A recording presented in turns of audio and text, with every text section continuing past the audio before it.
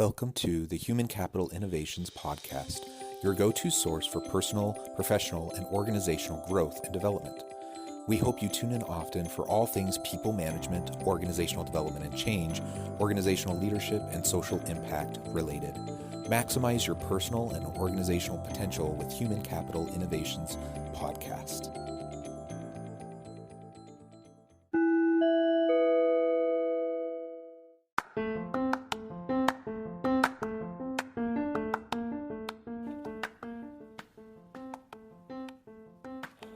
Welcome to the Human Capital Innovations Podcast.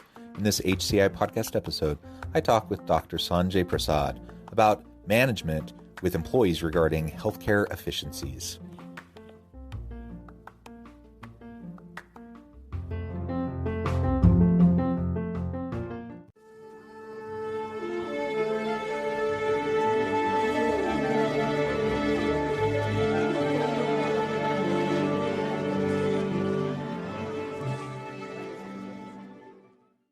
Dr. Sanjay Prasad, welcome to the Human Capital Innovations Podcast. Thank you, John. A pleasure to be on your show. Thank you. Yeah, I'm super excited to have the conversation with you today. And you bring years of experience in the medical field to the conversation, as today we're going to be focusing on how kind of the intersection of management and dealing with employees regarding healthcare efficiencies and employee wellness and healthcare issues within the workplace. As we get started, I wanted to share Sanjay's bio with everybody. With nearly 30 years of practice in the super specialized field of oncology, neurotology, and school-based surgery, with a subspecialty within the head and neck surgery area, Dr. Sanjay Prasad is one of the few surgeons in his specialty to complete 3 fellowships in neurotology. As a medical director for an ambulatory surgery center, he was one of the first to start bundling surgical services for all-inclusive prices in 2014. In the same year, Prasad found SurgiPrice Inc. with subsidiaries Surgery Quality and Surgery Connect. His 30 years of surgeon and managing the care of tens of thousands has given him deep insight into the flaws in the surgery referral process. Dr. Prasad reveals that between 10 to 20% of all surgeries in the US are unnecessary, either because of misdiagnosis or because a more conservative therapy may have been just as or even more effective. In his new book, Resetting Healthcare, Dr. Prasad examines the lack of transparency in surgical care and offers a solution to the problem, a new innovative tool called Surgery Quality that connects patients with qualified surgeons, offering second and third options, and even suggesting more conservative non-surgical solutions as appropriate. What a wonderful background. It's a pleasure to have you. Anything else you would like to share with listeners by way of your background before we really launch on in? Yeah, and my mom reminded me of some of our family history. I was born in India, and I came here when I was a year old, and our family of 4 came in 1962. So now you know my age, and we came by ship. Month-long journey through the Suez Canal. And we had a healthcare problem in the family. We were searching for a healthcare solution, searching for the right surgeon. Isn't that amazing that 1962, we were doing that? I grew up in the Washington, D.C. area, became a surgeon, practiced for 30 years. And now I built a company, Surgery Quality, that really is helping patients connect to the best-in-class surgeon within their network, whether it's Blue Cross or Cigna or Aetna, United Healthcare, Medicare, Medicaid. We're all about connecting them, because what's really tainted right now, what's really not working, is that referral process. And I was talking to a consulting group yesterday, and they put it so well. What we're doing is referral pattern optimization. So we're taking that referral that you normally get from a primary care physician to a surgeon, and we're taking it to the next level using the latest technologies and the latest know-how in terms of data management. And because what's happening today is that referral is being made on the basis of habit. And it's Mm. being made on the basis of a referral nurse, for example, has a list of orthopedic surgeons. She has their favorite orthopedic surgeon upstairs. They just refer everyone there. But you have a whole provider book of surgeons. What's happening is patients are getting surgery they don't need. Patients are getting complications from surgeries they don't need. Patients are getting connected to surgeons, not necessarily getting the best outcomes. Patients are suffering from complications, infections, wrong size implant, need for revision surgery. It's a ever-ending cycle.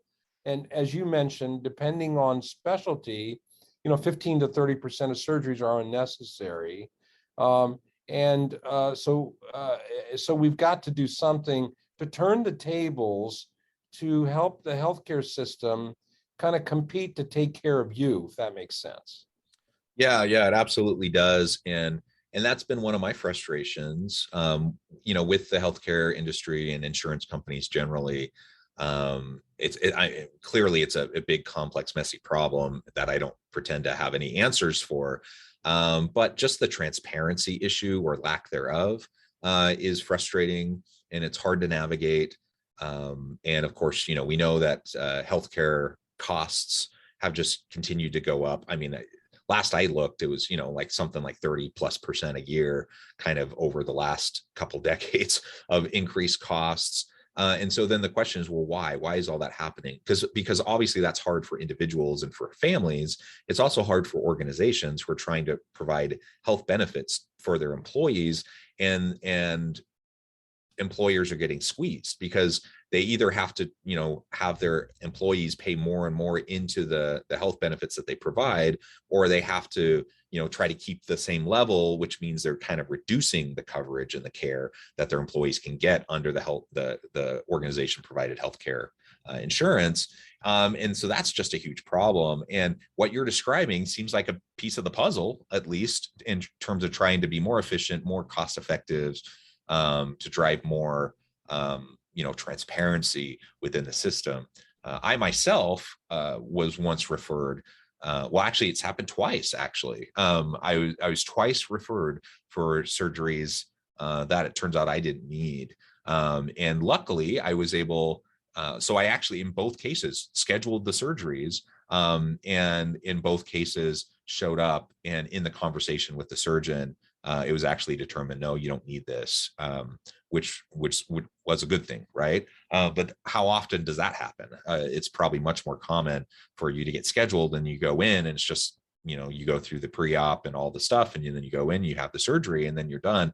And if it was unnecessary, all the other types of issues and complications like you described can come about, which obviously is not good for anybody if we're trying to meet the healthcare needs of our people within an organization, through the health benefits, and when we think of society as a whole and how we're treating people in our communities. Yeah, and well said. And I didn't elaborate on the solution, on the surgery quality solution, which is really it's twofold. It's a concierge platform. You're told you need surgery, John, just like you were told. You had some diagnostic imaging, you have some medical records, and a concierge has you sign a HIPAA release, and then all the magic happens on the back end. And the magic is, sourcing your medical records, sourcing your imaging, sending it up to the HIPAA compliant cloud, safe, secure manner, and then sending it to multiple surgeons through our Surgery Connect system, Surgery Connect app. And these surgeons have to be board certified. They indicate an area of interest in the condition that you have. They review your records, they validate necessity, they offer alternative treatment options, and more importantly, they put in their past experience. That is, doctor, how many of those meningiomas did you do last year of that type? What was your success rate? What was your complication rate? And then we also corroborate that with their medical record, and we compare the cohort of surgeons. So then you as a patient get back a list of surgeons that have seen your case, that have opined on your case, offered treatment options, and also put out their past experience information, and you are empowered to make important choices. And we're empowering you with tools to compare surgeons using procedure-specific quality measures, so you make well-informed decisions. It just makes a ton of sense, right? Yeah, I mean, in so many areas of our lives, and in the marketplace, that's exactly what we have the ability to do. You have more transparency, you have metrics, you can go in and evaluate what the best options might be and who to do the, a service with or whatever. It only makes sense that we'd be able to do this more in the medical field as well. And I'm curious what you're seeing in terms of how this is impacting organizations, businesses trying to provide, cost-effective, efficient healthcare benefits to their employees.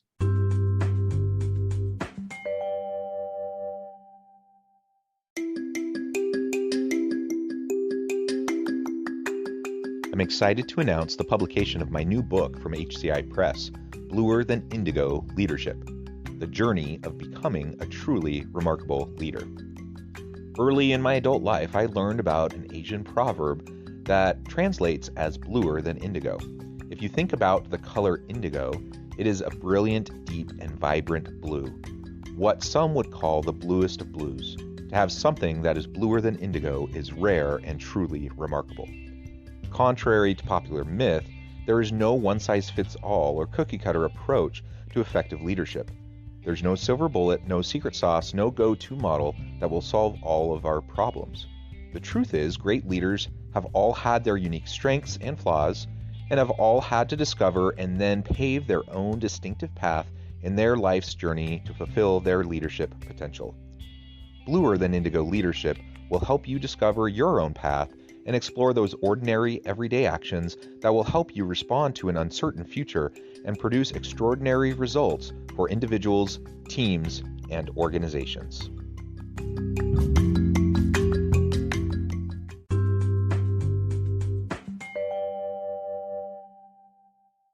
Yeah, I mean, it's obviously affecting their workforce in a massive way.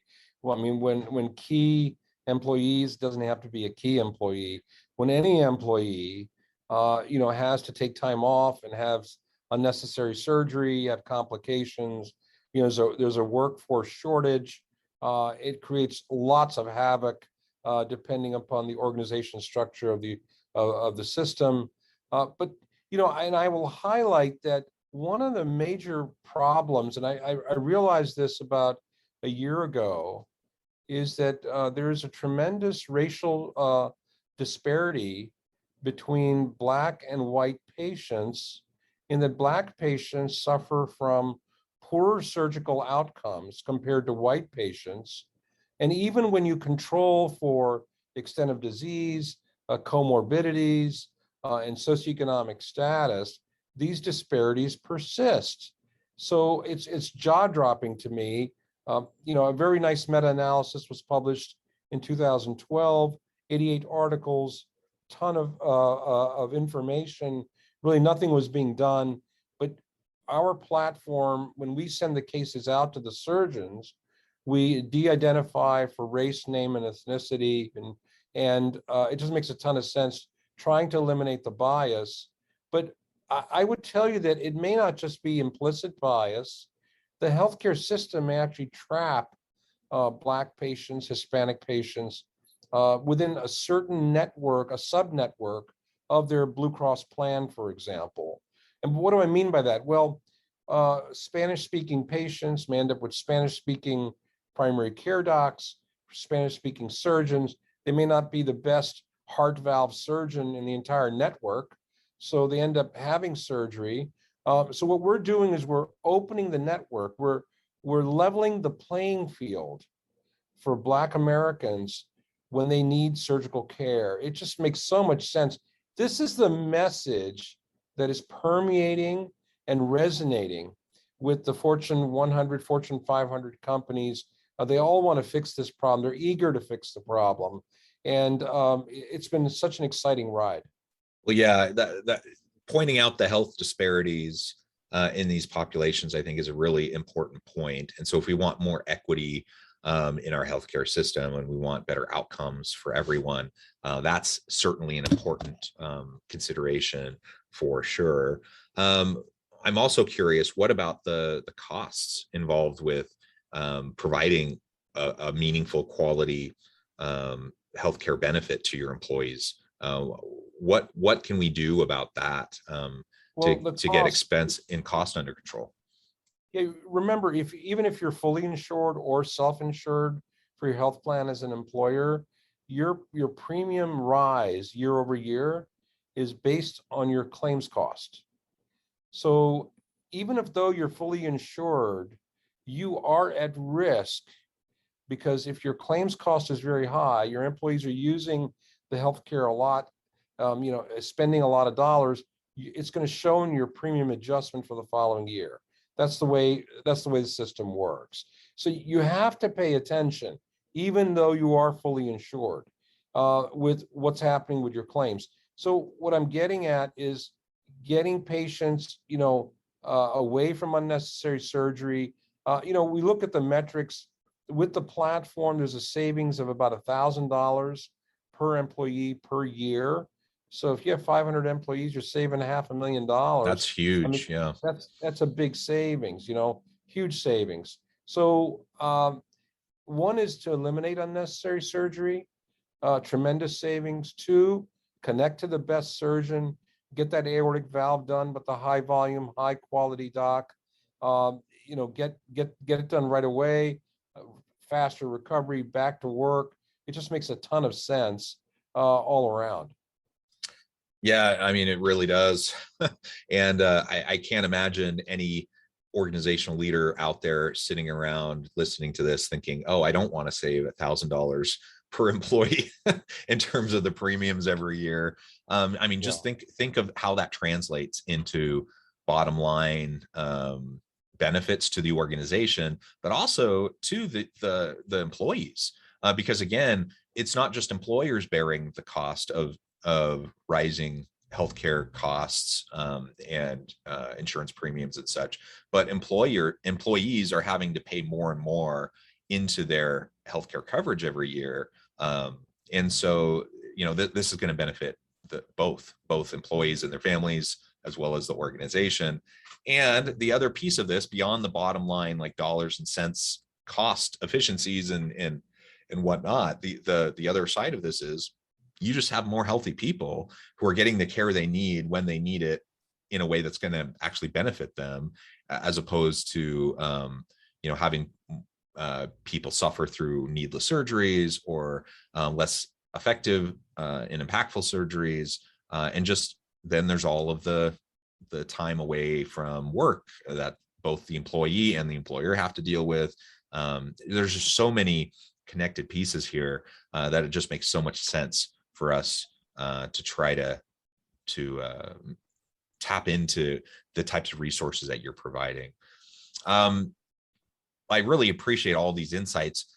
Before we wrap up, I'm wondering if there's any kind of final thoughts on what anyone listening today should be doing now as they're trying to start down this process of figuring out what makes sense for them and their organization and the healthcare coverage.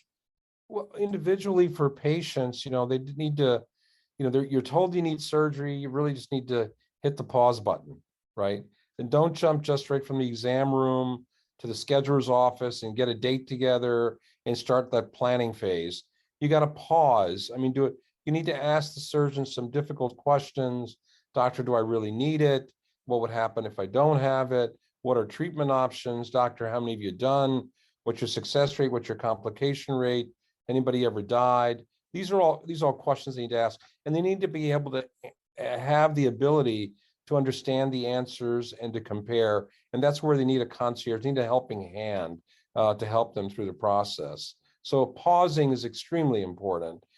For institutions, for employers, look, they're saddled with high costs year over year over year. They've got to get a handle on their claims costs. This just makes a ton of sense.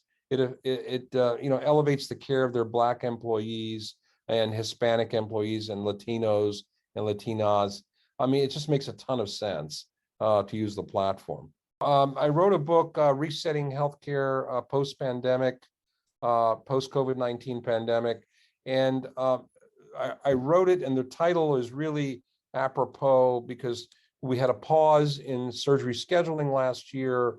There's an explosion of surgeries that's happening this year and beyond. It's a great time to reset healthcare as we know it today. The book is written for the layperson. You can find it on Amazon.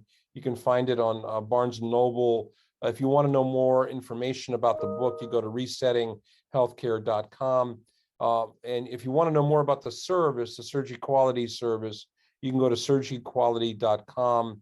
I'm happy to entertain questions at any time. You can send me an email at info@surgeryquality.com, and I promise I'll respond as quickly as I'm able.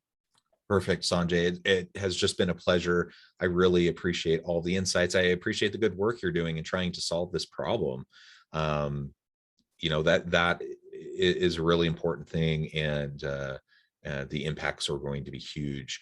I encourage listeners to reach out, to get connected, find out more about what Sanjay and his team can do for you. Check out the service, check out his book, and study up a little bit more on the challenges facing our healthcare system and what some possible solutions might be. And as we're kind of in that process of, or at least have the opportunity, the potential of doing a bit of a reset and making this system work for us better.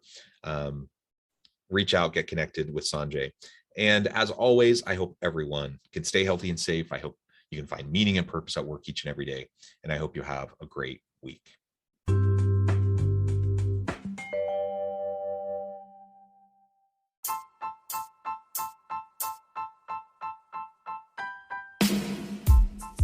The alchemy of truly remarkable leadership. Ordinary, everyday actions that produce extraordinary results. Consider how the nature of work has shifted over the past 50 years. With increased globalization, rapid technological advancement, and the shift in economic composition, the average job of today looks very different than the average job of 50 years ago. What will the jobs and organizations of tomorrow look like? Moreover, what does this all mean for organizational leaders? What are the core competencies and capabilities of organizations and their leadership that are prepared for continued disruption and geopolitical and socioeconomic shifts? Regardless of what the future holds, increasingly, leaders need to be socially minded, data-driven, decisive, champions of talent, and disruptors of the traditional notions of leadership, teams, organizations, and work. The alchemy of truly remarkable leadership will help you to explore your own leadership competencies and capabilities and consider ways to apply and implement them into your workplace and personal life.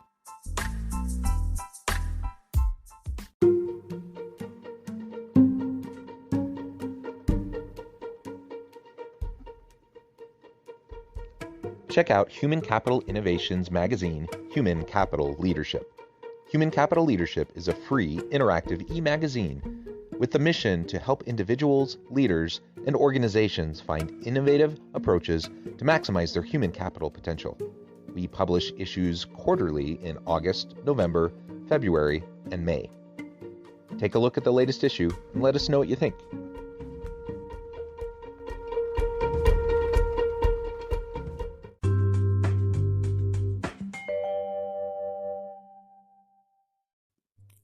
Thanks again for joining us for this episode of the Human Capital Innovations Podcast.